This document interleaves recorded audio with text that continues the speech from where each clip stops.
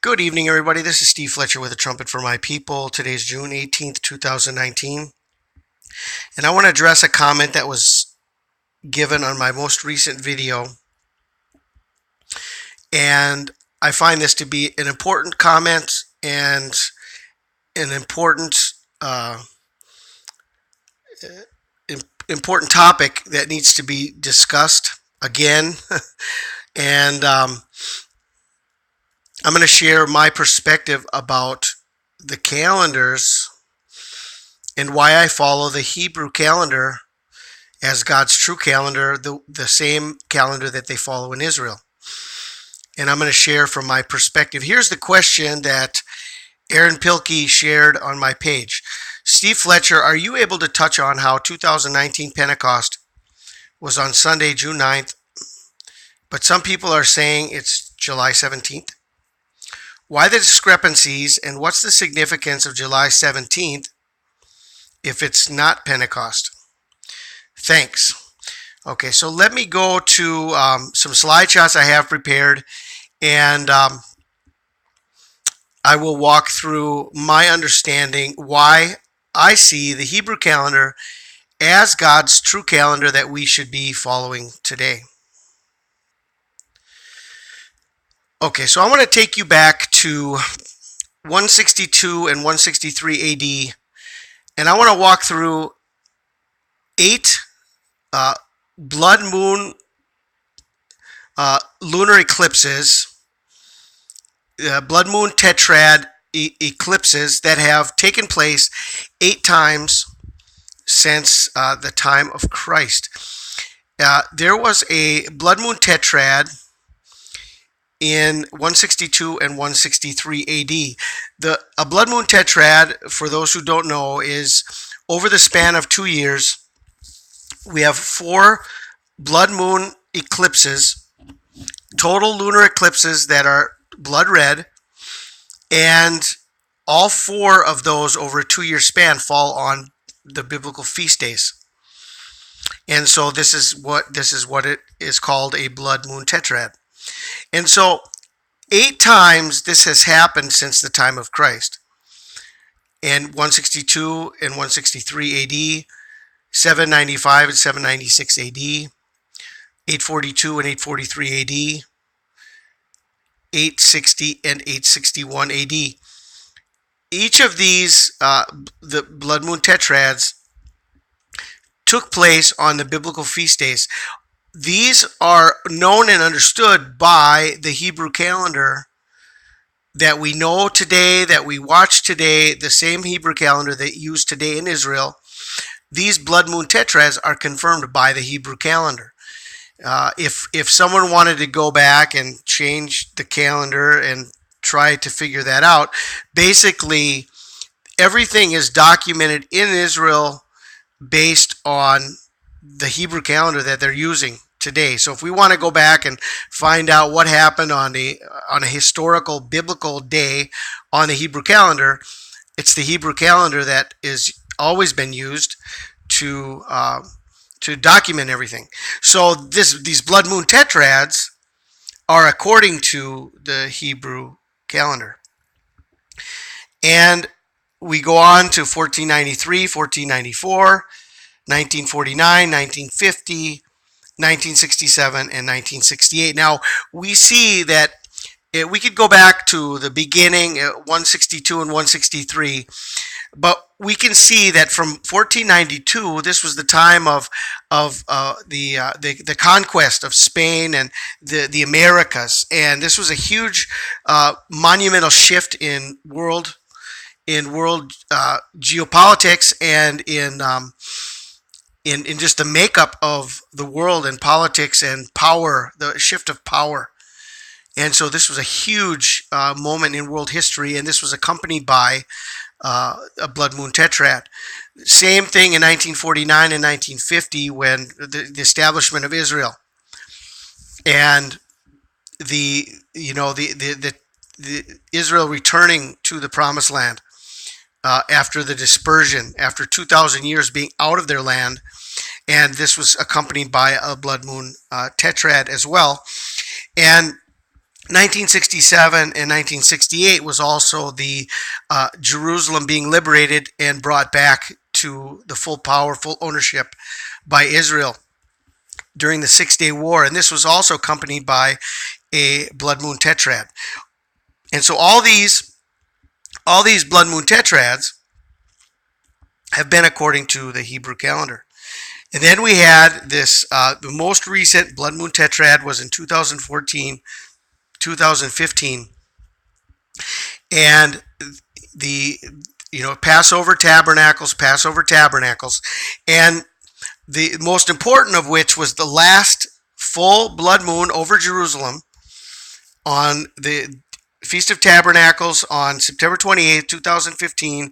It was the same week that Barack Obama and Pope Francis was in, they were at the White House together. Then Pope Francis spoke at the United States Congress, and a few days later was this blood moon, this blood moon over Jerusalem. And so every blood moon tetrad has been according to the Hebrew calendar. So I mean, if we wanted to try to somehow go back and change the calendars, I mean, how would we go throughout history when Israel has always used this calendar, and all of these major events have been confirmed? And the reason I'm looking at signs in the heavens is because that's God's way of showing where we are. It's the signs in the heavens, the sun and the moon and the stars. So lunar eclipses and solar eclipses especially are the ways that we can understand where we are on the biblical timeline, where we are on the calendar, because that's God's way given to us from the very first book in Genesis chapter 1. The sun and the moon and the stars are given to us for signs and seasons and for understanding the times. And the other thing that we need to understand about these blood moon tetrads is that each one of them came at critical moments, just as 1492 was a critical moment in world history.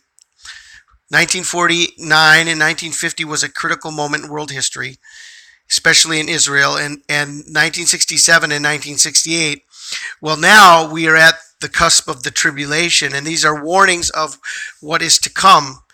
And for many, 2014 and 2015 with the blood moons and Comet Ison was the beginning of the times of tribulation, where everything was stepped up, and the rise of the spirit of Antichrist and gay marriage and the approval of Muslims being brought from Syria to all countries in the world. And even Pope Francis promoted that at the United Nations. The week of that last blood moon, when he spoke at the United Nations in New York, he spoke on the Christian love, that all the people around the world should have Christian love to bring in our Muslim brothers.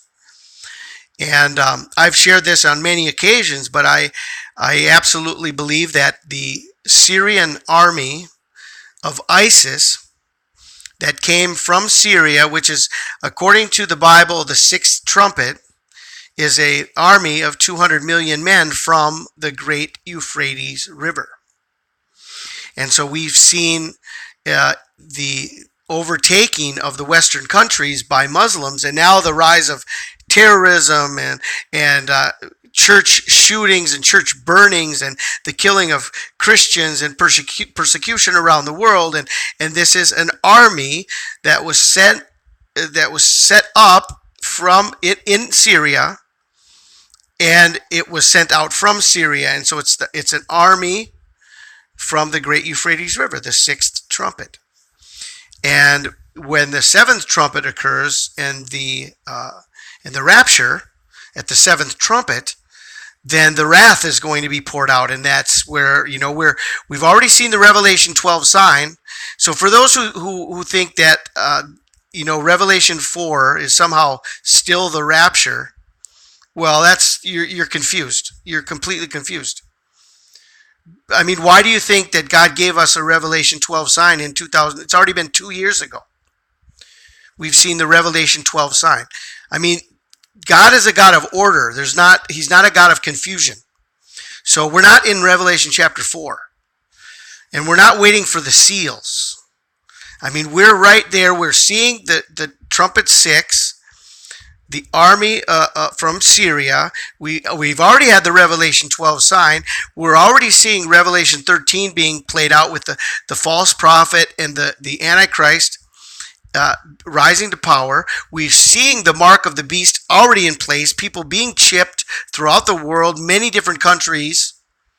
The power of the New World Order and the control upon the people through technology, this is all happening right now. And so when the rapture happens, it will be the seventh trumpet, and we're going to the wrath. It's the wrath of God, the bowls of wrath, which is the final part. And that's why when Satan comes down, he will come down with great wrath, because he knows he has a short time. And so right there in Revelation chapter 12, after it shows the sign of Revelation chapter 12, then we see the devil being cast out with great wrath, knowing he has a short time. So we can understand, based on when the rapture happens, the rapture also is shown within the Revelation 12 sign, because it's shown that through that process of the arrival of that baby, of that birthing process that is taking place, the baby's caught up, right? There's a catching up that takes place. It's right there in Revelation chapter 12, and then it shows devil being cast down with great wrath, because he knows his time is short. So that's where we are. But now let's go look at the Great American Eclipse on August 21st, 2016, which was on the Hebrew calendar, Elul 1, which was, Elul is the 6th month. And if we go 30 days of the 6th month and 10 days of the 7th month, we've got a 40-day warning to the Day of Atonement. And this was a huge warning of coming judgment, because it's a 40-day warning to the Day of Atonement. And so this was according to the Hebrew calendar. How else can we understand the biblical significance of this great sign in the heavens if we don't understand how it's connected to the Hebrew calendar?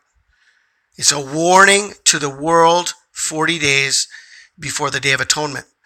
Any other calendar that does not show this is Elul 1 and it's a 40-day connection to the Day of Atonement is going to be confusing the true sign and the true meaning of why the great solar eclipse was such a powerful moment in these end time signs, biblical signs that the Lord is giving to us. Then we move forward 33 days from the Great American Eclipse, and we come to the Feast of Trumpets. Within a day or two, I mean, we have the Revelation 12 sign right there on the Feast of Trumpets. A huge moment that the world, I mean, anybody who was watching at that time was thinking, this is the sign of rapture, especially for those who have always considered that rapture would best fit on the Feast of Trumpets. Definite sign of rapture, especially for those who've always believed that rapture would happen on the Feast of Trumpets. It was not rapture, but it was an incredible lead up, or an incredible moment of intensity that everyone around the world should be ready. Even secular scientists and astrologers were watching and documenting this amazing alignment in the heavens. And this is understood by the Hebrew calendar, which is the Feast of Trumpets.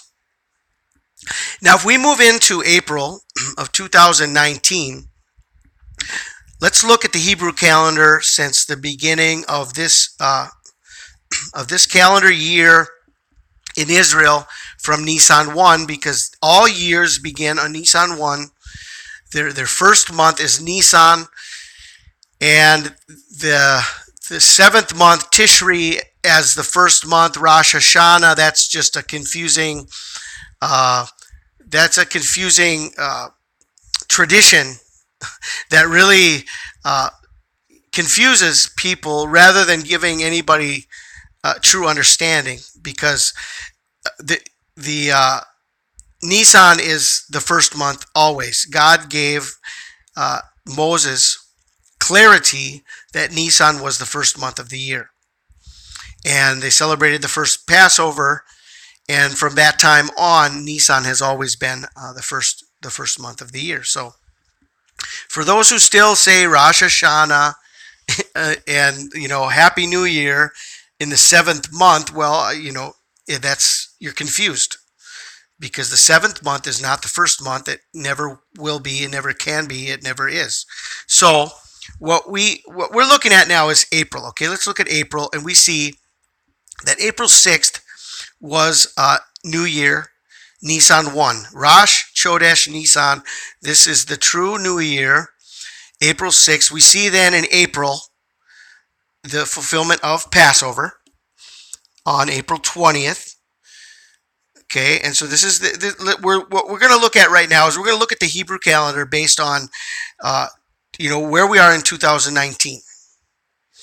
Okay, and I've shown you from the first century on that all the major signs are connected to the Hebrew calendar.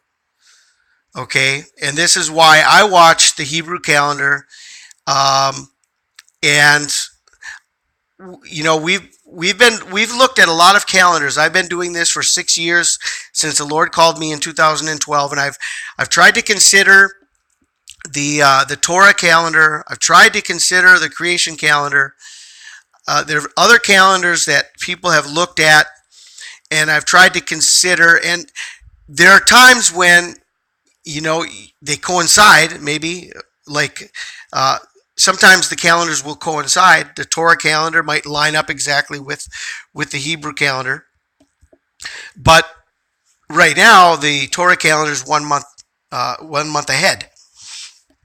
The Torah calendar is 1 month ahead because they started the year. The Torah calendar started the year in March, but the Hebrew calendar had a 13th month added, which brought us to April 6th, which is it depends, because if they don't add this, then it'll be March 6th, and next year it would be February 5th, and if they don't add on an extra month once every 3 or 4 years, then they'll have Passover being in December.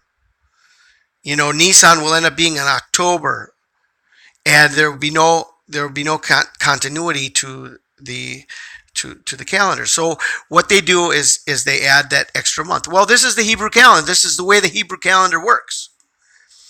But we've already established that from the very first century, whether they added that 13th month or not, from the first century, all the signs in the heavens have always been according to the Hebrew calendar. So this is where we are right now. April 6th was New Year this year. Passover was April 20th. If we go into May, we see the new year of the second month. The new moon of the second month was May 5th or 6th. Second Passover was May 19th. May 19th was second Passover. Then we go to June, and we see that the new moon of Sivan, the third month, was June 4th, and that June 9th was Pentecost. June 9th was Pentecost. This is counting 50 days from, if we go back to April, from around May, the 22nd of April. I think that's when the count started. They had the Passover in April 22nd. And this brought us to Pentecost. Pentecost in Israel was celebrated on June 9th. Okay, I shared before Pentecost came that Pentecost would not be the time of the rapture this year, because what we're seeing is the end of the dispensations comes on Tish B'Av. The end of the dispensations comes on Tish B'Av and not on Pentecost. The Pentecost was the beginning of the dispensations, but the end of the dispensations was never Pentecost. It was always Tish B'Av. It was the day the temples were destroyed, the day that the Israelites were sent into the wilderness. So June 9th was Pentecost. That came and went, and there was no rapture for those who were looking for rapture on June 9th. Then people were watching June 16th and June 16th and 17th and saying that this is Orthodox Pentecost. We needed to add another week. And I said, okay, you want an extra week? You can have another week, but it's still, Pentecost is past. Number one, the rapture was not going to happen on Pentecost, and it's not going to happen if you get another week to do it on June 16th and 17th. And that's past. Now we're at June 18th. And the same reason why June 21st, even though it's the summer solstice, and we're at the doors of summer, but on the Hebrew calendar, it doesn't line up with anything. So that's why I wasn't watching Pentecost, and I wasn't watching the summer solstice, and I'm not watching, this weekend that already passed. Everybody was talking about June 17th. Well, let's go to July, okay? Now we go to July, and we see that the new moon of the fourth month, Tammuz, is July 3rd. And there's not anything else on the calendar in July until the 21st of July. 21st of July, it's Som Tammuz. It's the fast of Tammuz. And this begins the 3 weeks of mourning. According to the book of Daniel, the 3 weeks of mourning leading up to the 21 days. At the end of the 21 days, when Michael will stand up at the end of the 3 weeks of mourning. After 21 days, Michael stands up. Now, so July 17th. There's a lot of talk right now about July 17th, and people are asking me about that on my channel. What do I think about Sister Christine's predictions about July 17th, and now Sister Pearl is talking about July 17th, and I'm like, well, number one, it's not Pentecost because I don't know what calendar you could possibly use to get Pentecost out of July 17th. I mean, where do they get that? Okay, yes, okay, here, I'll just say this. I'm not...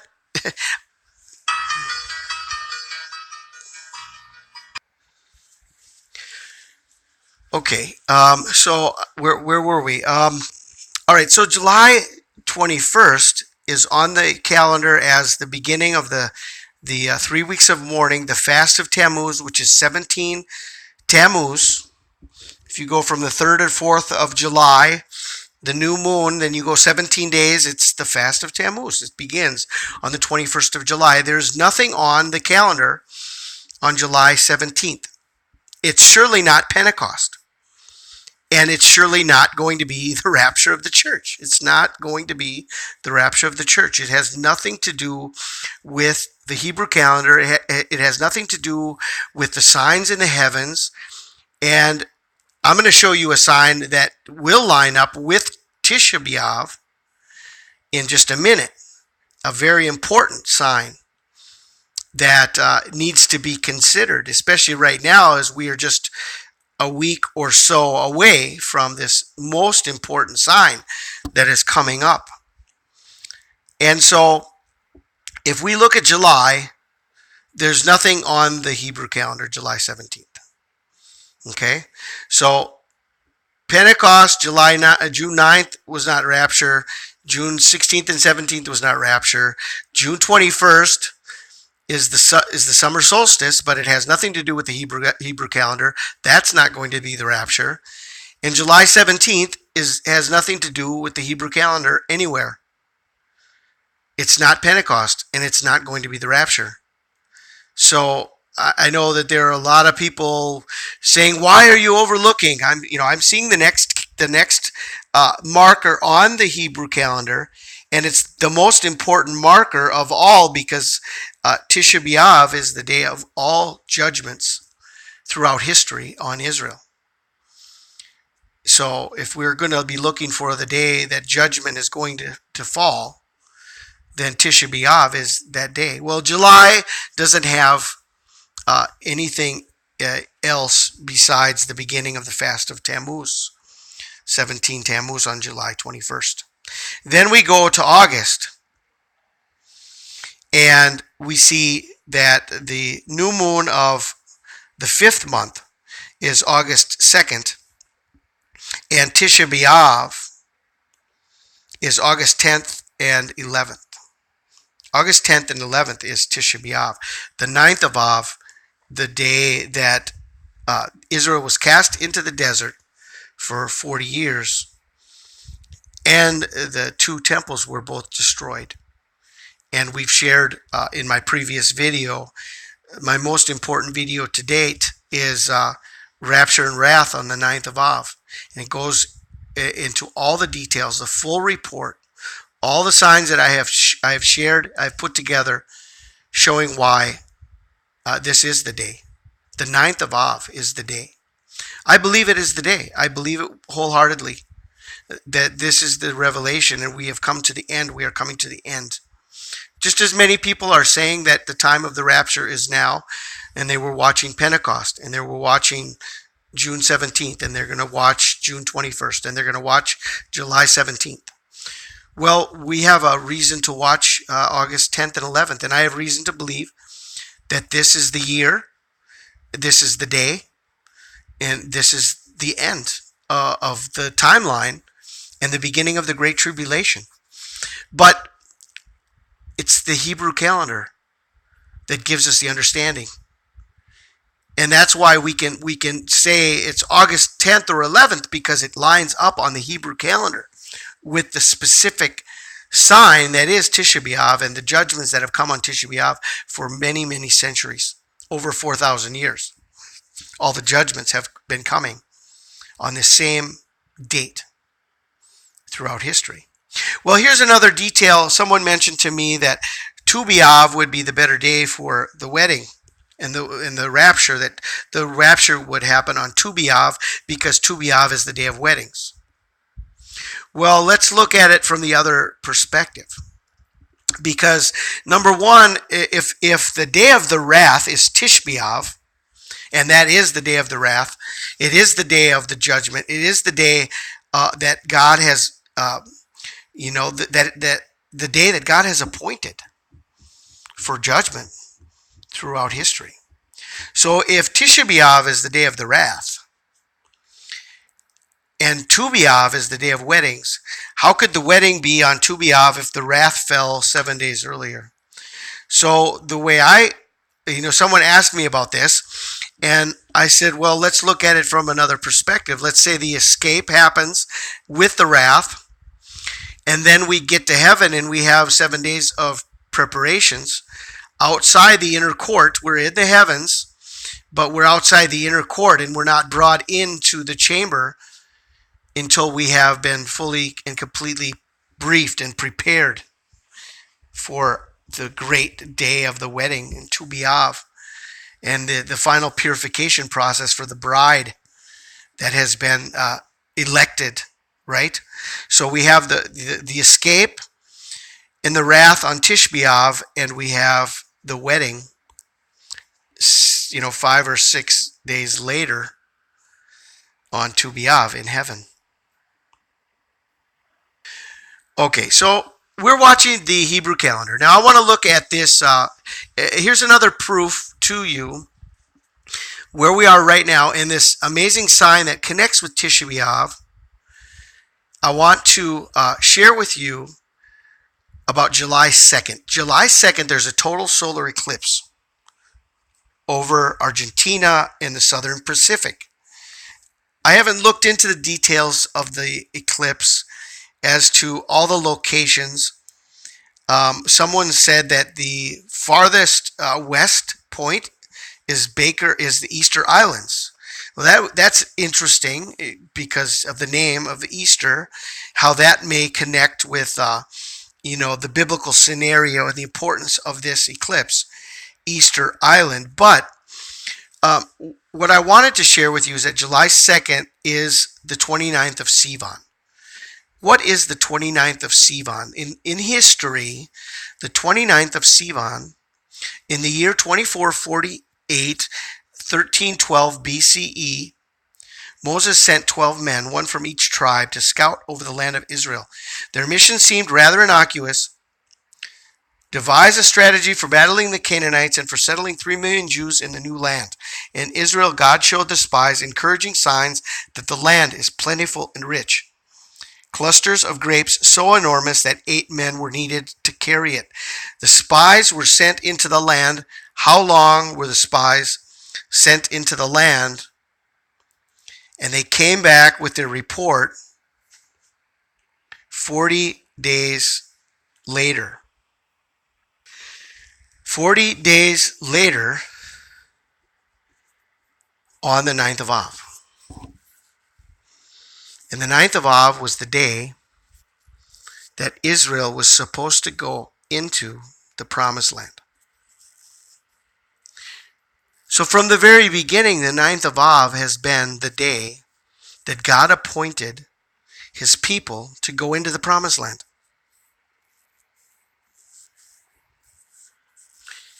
And in 2019, there is a total solar eclipse 40 days before Tisha B'Av. Could this possibly be a coincidence? Having it all line up perfectly according to the Hebrew calendar? Okay, so this is why I wanted to share with you tonight why the Hebrew calendar is so important, and for us to understand that this is the calendar that God is using.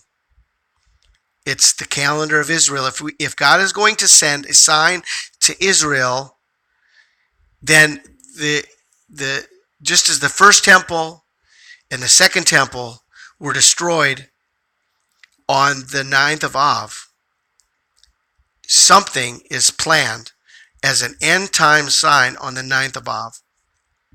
And I believe that all the signs lead us right now in 2019 to the 9th of Av as the day that God has appointed to judge the world. So I pray you're blessed tonight. This is, if you have any questions or comments, please leave them in below the video in the comment section. And I don't mean to offend anybody. Those who are watching, who were watching Pentecost and who were watching June 16th, those who are watching June 21st, those who are watching July 17th. I don't mean to offend anybody, but I'm just sharing with you from my perspective why those dates did not work and the upcoming ones will not work, and they're not in alignment with God's true calendar. So if you have any questions or comments, please leave them below the video, and I pray you are blessed with this report. Now, I wanted to let you know one more thing before I close here. So I just wanted to bring your attention to my last 2 videos, especially the second to the last video, Rapture and Wrath on the 9th of Av. That is the full report, all the information that I have seen so far, I've put together in one report. It's a very, very solid biblical report of why the 9th of Av is the day, or is the most likely day. What can I say to you? If we have found the day, then that is what we're looking for. We're looking to find the day.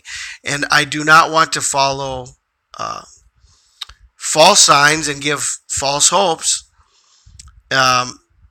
with other days that are just not, they don't have the biblical weight.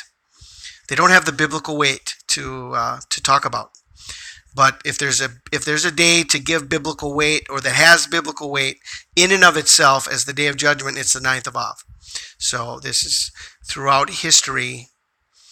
Uh, it just it's a sign in itself, the 9th of Av. So if you haven't seen that report, I suggest uh, you catch up, get up to speed. Okay, so okay, guys, I pray everyone is blessed tonight. This is Steve Fletcher with the trumpet for my people, the sign of his coming revealed.